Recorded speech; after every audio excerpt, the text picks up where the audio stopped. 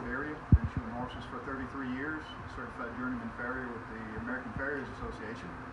Also current secretary for the Southern Farriers Association. What we're going to do today is just kind of go over when and why a horse needs to be trimmed or shod. A lot of questions I get asked is, does my horse need to be shod? Not necessarily. Anytime we shoe a horse is if they're not able to grow enough foot back while you're working them. In other words, wear exceeds growth. So, and then the horses get a little tender, and sometimes horses need a little traction or a little bit for correction or therapeutic shoeing. So most horses do better barefoot, but a lot of horses can't go barefoot. So what we're going to do today is go over trimming the foot, a little bit of anatomy of the foot, and also a horse's foot is basically like a big toenail or a big fingernail, made out of the same stuff that ours are. And their feet grow approximately a 1/4 inch a month. So a good trimming and shoeing cycle is anywhere from 5 to 6 weeks, because you don't want the foot to get overgrown and break off and the horse start having some problems. So with that said, we'll get over here and get started on trimming the foot. First thing we're going to do is, of course, clean the foot out so we can see what we've got. And this is just a basic hoof knife, a loop knife. And we're going to pare out that sole a little bit. And all we're going to do is remove enough sole to promote a healthy foot. Make sure there's nothing going on, see what's going on with the foot, no thrush or anything around the frogs. So we trim just enough so we don't make them sore. They can be trimmed a little bit short and they will come up a little tender-footed. So we just see, and also with paring out the bottom of the foot and cleaning it, I see how much excess foot growth we have, which is basically, like I said, about a 1/4 inch, and it's been 5 weeks.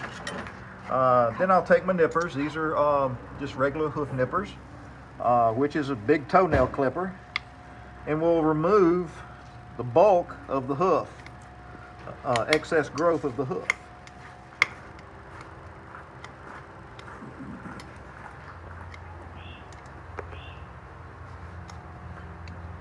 And then as we're trimming, we're also making sure that we're balancing the foot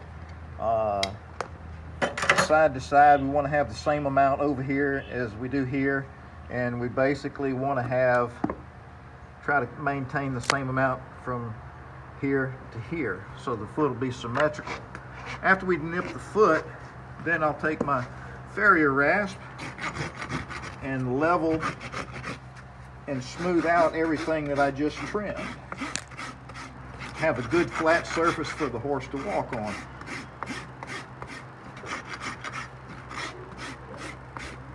And in some cases, you can see the foot's a little out of shape. Clean it up a little bit. Got a little bit of flaring going on this outside, and also with the hoof wall, we want to try to maintain a nice even hoof wall all the way around. So I'll take my nippers and come around here and shape it up a little bit better. And of course, Napoleon's not liking these flies as much as I'm not liking them. So now we've got a little bit better shape. Come in here and blend it in a little bit more, round it over.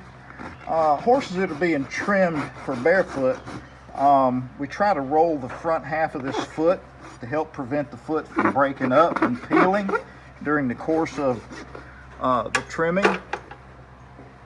Got a few little dirty spots here we're going to clean up and make sure that they're not so deep and nothing going on there.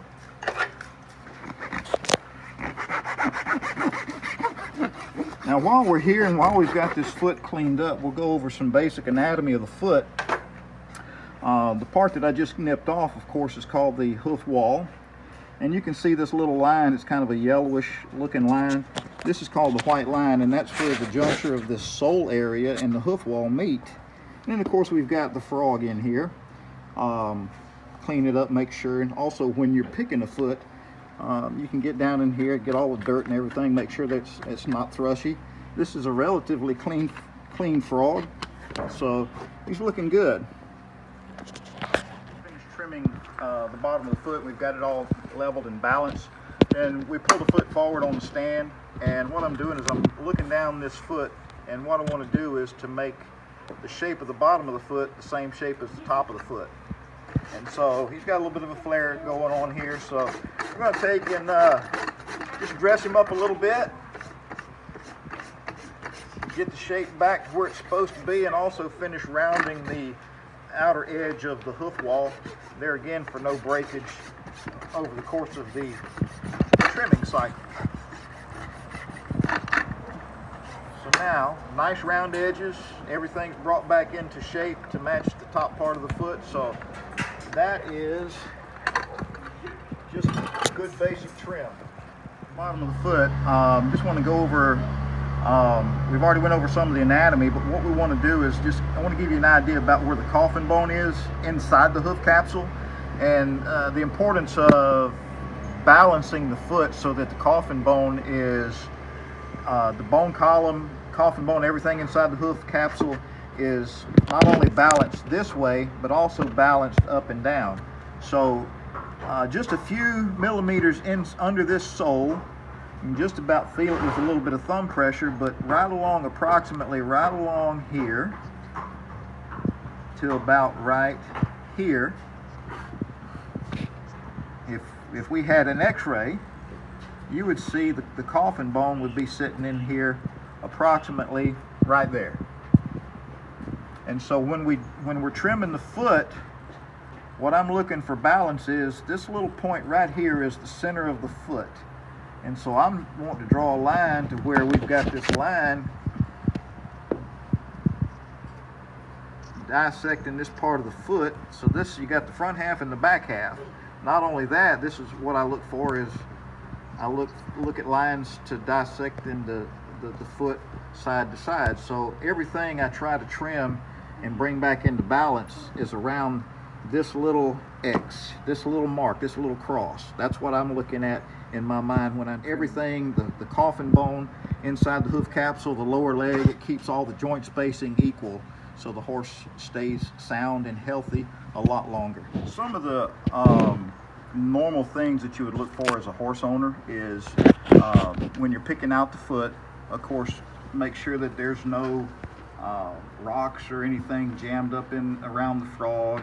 Make sure there's no separation. Make sure they haven't picked up anything in the foot that could cause them a problem.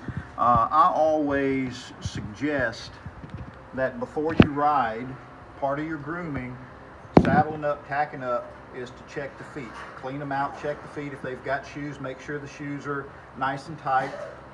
And also after you ride, because same thing, they could spring a shoe, they could loosen a shoe, or they could pick up something out in the pasture or out in the ring that could cause them a problem. I've seen anywhere from nails to screws to pieces of glass and just rocks jammed up in these feet, and of course it'll make them lame.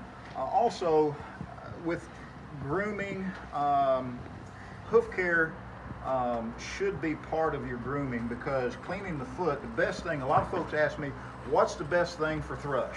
The best thing, in my opinion, for thrush is a hoof pick. And that means that you're picking that foot out every time you're riding it, hopefully daily. And thrush basically lives, and it'll get in and around this frog away, but it'll usually start down in these grooves and down in this groove. So picking it out, cleaning it out, keeps all the dirt and all the manure out of that area, keeps the bacteria growth down, and that's basically all thrush is just a bacteria that can live in an airless environment. And I see that thrush mostly in horses that are stall kept and the stalls are not kept clean. So keep stalls clean, keep feet clean, and you can cut down on a lot of hoof issues. So that's basically what thrush is, and that's basically you as a horse owner or as an equestrian need to look out for, is just making sure that these feet are clean and no debris or any other foreign object is jammed in this foot. And what can we put on their feet to help them be tough, or what are some things that you recommend for us to apply to the feet to help keep them as healthy as possible? Well, living here on the Gulf Coast, our seasons can change not only from month to month, but week to week, and in some cases day to day.